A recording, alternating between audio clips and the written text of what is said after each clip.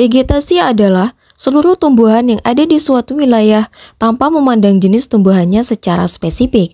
Ini mencakup semua bentuk tumbuhan seperti pohon, semak, rumput, bahkan lumut sekalipun yang tumbuh bersama-sama membentuk suatu vegetasi. Sedangkan masyarakat tumbuhan adalah kelompok tumbuhan dari berbagai spesies yang hidup bersama di suatu tempat, membentuk komunitas dan saling berinteraksi. Itu tadi sedikit spoiler terkait pemahaman tentang vegetasi dan juga masyarakat tumbuhan yang saling berinteraksi dan tidak bisa terpisahkan. Lanjut, kita akan bahas lebih spesifik lagi dan simak terus videonya.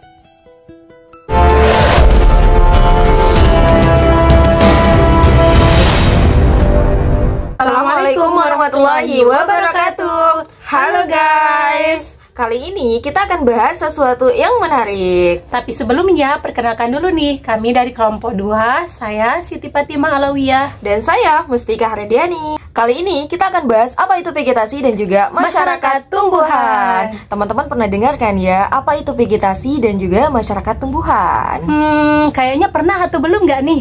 Nah, vegetasi itu gampangnya seperti ini ya teman-teman. Ibaratnya vegetasi itu adalah pembungkusnya dan masyarakat tumbuhan itu adalah isinya atau komponen-komponen penyusun yang ada pada vegetasi itu sendiri. Jadi, vegetasi dengan masyarakat tumbuhan ini tidak bisa terpisahkan, sudah satu paket ya teman-teman. Penasaran?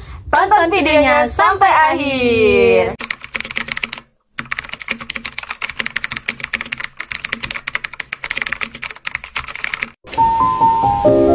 Hai kamu yang sedang berjalan-jalan melihat pemandangan di hutan hujan tropis.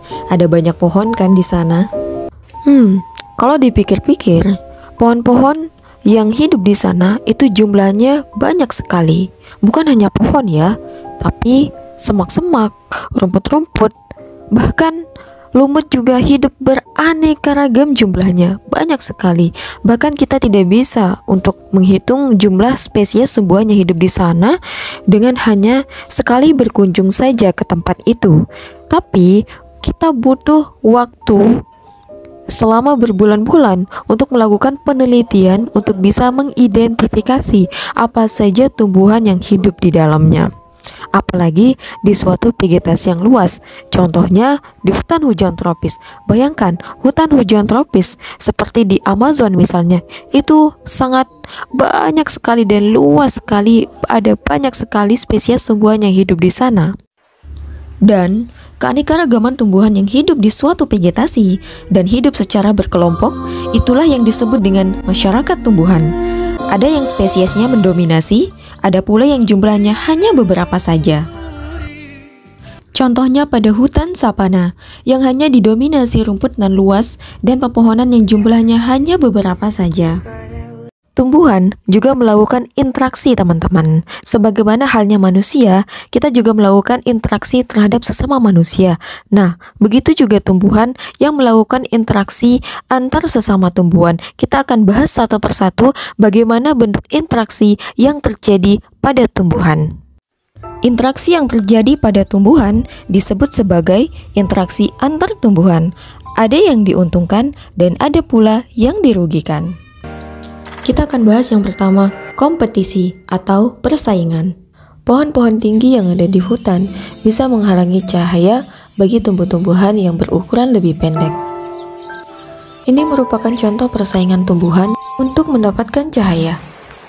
Bukan hanya cahaya, tumbuhan yang lebih besar pasti akan mendapatkan air dan juga nutrisi lebih banyak. Alilopati mengeluarkan zat kimia. Alilopati adalah suatu bentuk interaksi biologis di mana tumbuhan mengeluarkan senyawa kimia yang dapat menghambat atau merangsang pertumbuhan dan juga perkembangan tumbuhan lain yang ada di sekitarnya.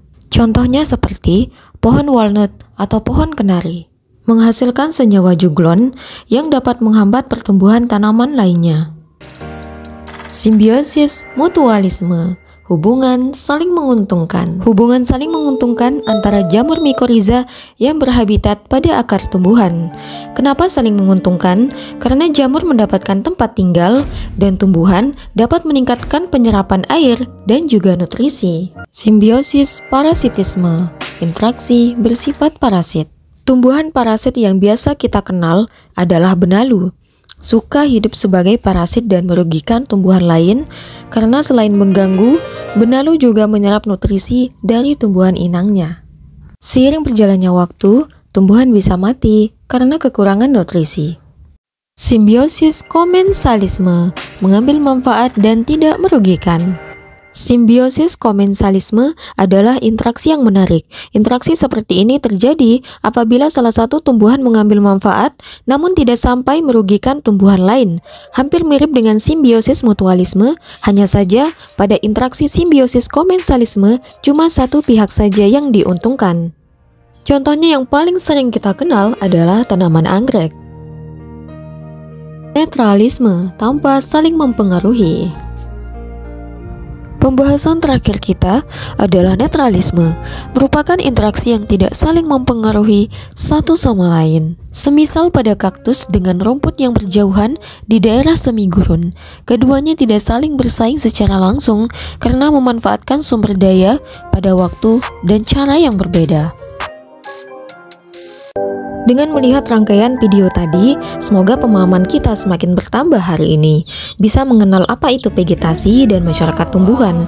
Dan perlu juga untuk diingat ya teman-teman, bahwa masyarakat tumbuhan yang terdiri dari pohon, semak, rumput, bahkan lumut itu semuanya akan menjadi komponen penyusun dari suatu vegetasi. Lebih mudahnya vegetasi itu adalah wadah, dan isi dalam wadah itu adalah masyarakat tumbuhan. Beda vegetasi, maka berbeda pula tumbuhan yang hidup di dalamnya. Simak penjelasan lengkapnya tentang vegetasi. Baiklah, di sini kita akan membahas tentang vegetasi. Teman-teman tahu apa itu vegetasi? Vegetasi merupakan kumpulan tumbuhan yang berada di suatu wilayah atau menempati suatu daerah tertentu.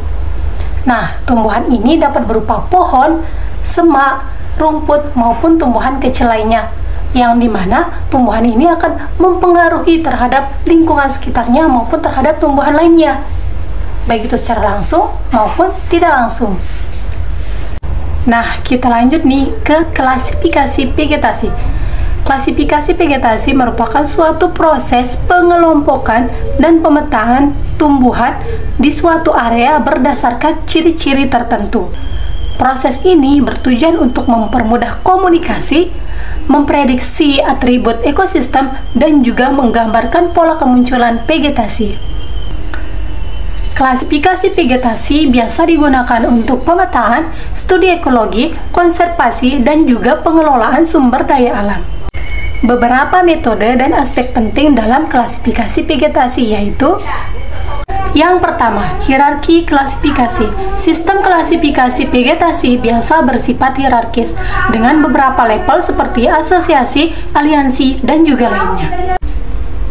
Yang kedua, kriteria klasifikasi. Klasifikasi vegetasi dapat didasarkan pada berbagai kriteria seperti fisiogonomi atau bentuk dan ukuran, floristik atau komposisi jenis, dan berdasarkan pada karakteristik ekologi. Yang ketiga, peta vegetasi. Peta vegetasi adalah model grafis yang menggambarkan suatu distribusi dan jenis vegetasi di suatu daerah. Dan yang terakhir, ada klasifikasi internasional. Klasifikasi vegetasi internasional menyediakan struktur yang komprehensif untuk menggambarkan dan mengklasifikasikan ekosistem dunia.